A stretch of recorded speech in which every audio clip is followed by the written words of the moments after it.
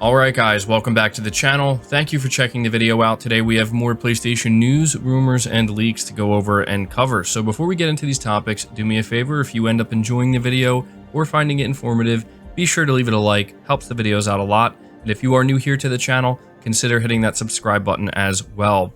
The first topic is actually an update on Star Wars Eclipse, which is being developed by Quantic Dream. So I figured I would share this with you guys, because I know many of you are fans of Quantic Dream's work. So coming from PlayStation Universe, Star Wars Eclipse felt like a great fit for many Quantic Dream fans when it was announced. A deeply narrative game set in the Star Wars universe, so many took it as a shock when it was revealed to be an action-adventure title. Despite that, fans of the studio need not fear. According to Quantic Dream's chief executive officer, quote, "We're certainly going to keep the fundamental elements of a Quantic Dream game. What that means is very strong story, very strong characters, multiple playable characters, and of course, giving the players the possibility to change through their actions and decisions how the story unfolds," end quote. Quantic Dream strives for a narrative and characters that are able to immerse you in a whole new world, with decisions that carry real weight with them emotionally and in the course of the game. Its success is up for debate, though it's clear that the studio struck a chord with millions of players with previous titles like Detroit Become Human. So that's the latest update we have from Quantic Dream for Star Wars Eclipse. We know that this game is still many years away, but, you know, Quantic Dream, them taking on an action-adventure title for what I would assume to be the first time, but also still trying to retain what they're known for, it does sound very interesting to me. So I will keep you guys updated with this game when we get new information. Next up, we have an update on Lies of P. This is a Bloodborne inspired game that is going to be releasing on PlayStation 5 and PlayStation 4 next year. Game Reactor did an interview with the director of Lies of P, and I wanted to relay some of the information to you guys. They say here on the topic of emotions, we also asked the director about the Lies of P is like Bloodborne meets Pinocchio comparison many people are using to define the game. I am myself a very big fan of Bloodborne, the Korean developer confesses about From Software's work, so I'm feeling so honored for just being called together with the name of Bloodborne with my art, so I am very honored. Lies of P looked pretty polished from what we saw and played, but the team at Round 8 still has a tense road ahead until completion. We are really suffering without sleep to really bring it to the fans. The director smiles about potential crunch to get the job done. We also appreciate all the love for the Xbox Game Pass Day 1 announcement. We are at a stage of 70% of development so far. So in the demo version, you can experience 2 chapters, and there will be 7 more chapters that you will discover in the full version. We are expecting not to pass summer of 2023, so we expect to show it to the fans before the summer. So how I interpret this, I'm assuming it's a translation, is they are planning to release Lies of P fully before or by summer 2023. I mean, they're 70% complete, so it does make sense that that's kind of the time frame they would be aiming for, I guess, their deadline. So summer 2023 at the latest, and I wanted to let you guys know about this because I think it's cool that this game is kind of being called, you know, it's Bloodborne meets Pinocchio. That's exactly what I'm seeing. I remember when I first saw this game revealed, that's the first thing that I thought in my mind, and it looked great. And I think Xbox fans are definitely getting something cool here for Game Pass Day 1. For me personally, this is going to be a Day 1 buy for me on PS5. So yeah, let me know what you guys think of Lies of P. There's a lot more gameplay out there. I'm sure maybe some of you have seen it. Let me know what you think. Next up, we have some good news for Horizon Forbidden West. Apparently, it won an award for excellence at the Japan Game Awards. Coming from Push Square, Tokyo Game Show is in full swing right now, and part of the festivities is the Japan Game Awards. All the winners have been announced, and among them is Sony's first-party open-world epic, Horizon Forbidden West. Aloy's sophomore outing is one of several titles to earn the award of excellence. Other winners in this category are Resident Evil Village, Ghostwire Tokyo, Tales of Arise, and Elden Ring. It's worth pointing out that Elden Ring actually won Game of the Year when it comes to the Japan Game Awards. Not the most surprising thing there. I think we anticipate Elden Ring winning many awards going forward. but it is also nice to see Horizon Forbidden West getting some love as well. And the official Twitter account for Guerrilla Games says Horizon Forbidden West won the Award of Excellence this week at the Japan Game Awards. Thank you so much for this wonderful honor. So very cool. Just figured I would let you guys know. We've already seen Horizon Forbidden West win some awards up until this point, and I believe this game will continue to do so over the next year.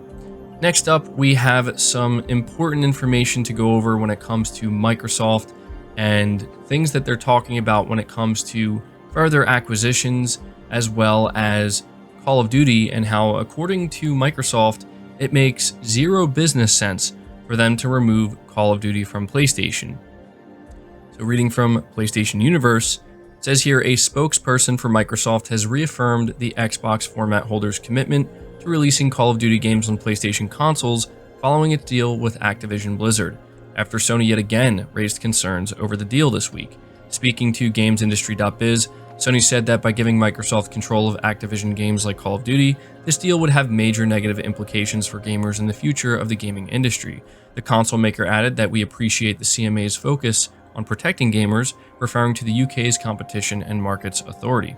In response, Microsoft issued the following comment to Eurogamer. Quote, it makes zero business sense for Microsoft to remove Call of Duty from PlayStation, given its market-leading console position, end quote. So yesterday we covered what Sony had to say, which we once again covered here in this article, but I wanted to update you guys by letting you know what Microsoft had to say in response. And I do agree with what Microsoft is saying here, and to be honest, them coming out and making a statement like this, it does kind of make Sony look a little bit silly. Not only has Microsoft claimed multiple times that they have no intention of pulling Call of Duty off of the PlayStation platform, but now they're saying that it makes zero business sense, which I think is true and something that is worth highlighting. But they're also taking it a step further and saying the reason why it makes no business sense is because PlayStation is the market leader when it comes to consoles, and we know how important PlayStation is when it comes to Call of Duty and its success. So, you know, this is something, as I said, we're going to continue to see. We're probably going to continue to see Sony come out and say some things, and we're also going to see Microsoft come out and kind of respond and react to those things. And, you know, at this point, it's just a matter of wondering how long this is going to go on for. But something else I want to cover, and I think this is important and something that PlayStation fans do need to be aware of, is that Phil Spencer has made it clear that just because they're going through a long process with the Activision Blizzard deal, that doesn't mean that they're slowing down when it comes to acquisitions in the future. So reading from Gaming Bolt, it said, in its bid to grow its lineup of first-party studios, Xbox boss Phil Spencer stated that the company is open to more acquisitions down the line. Speaking to CNBC, Spencer was responding to a question about whether Xbox and Microsoft are going to slow down on their spree of acquiring game companies after the completion of its Activision Blizzard deal. Spencer responded by stating that the competitive video games market essentially amends that Xbox won't get to pause its expansion plans. This is such a competitive market, I don't think we get to press pause on anything, Spencer said. Tencent is the largest gaming company on the planet today, and they continue to heavily invest in gaming content and game creators. Sony is a larger business than we are in gaming today, and they continue to invest. We strive to be a major player here, Spencer said. We want to deliver great content for our players, and we're going to remain active, whether that's investing in our internal teams that are already building great games that people know and love, whether it's building new partnerships. Spencer also spoke about networking and forming new partnerships at the currently ongoing Tokyo Game Show. One of the things I love about coming here to Tokyo is the developers I get to meet with, new partners that we have, people like Kojima Productions, and going to talk with some of our existing publishing partners and independent creators about games that we want to build, says Spencer. So in my opinion, this was something that was worth sharing because we have our answer from Phil Spencer. And I think it's an answer to a question that many of us were kind of wondering, considering how massive this acquisition of Activision Blizzard is, and assuming it's eventually going to go through. And after that, it will mean Microsoft has Bethesda and Activision Blizzard alongside all of their other studios and smaller studios they've acquired. Are they going to take a break? Well, no. Phil Spencer's making it as clear as he possibly can that they are not taking a break. They are going to continue to pursue further acquisitions once this deal is complete.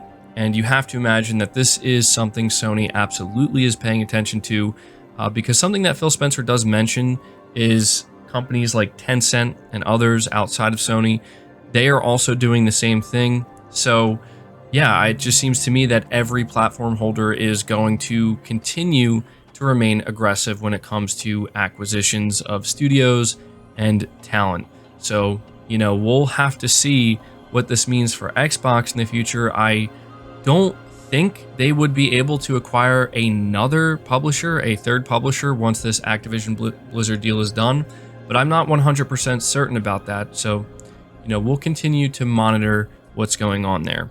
But the final topic I have for you, I think, is some good news off of what was not so great news that we got yesterday regarding PlayStation VR 2.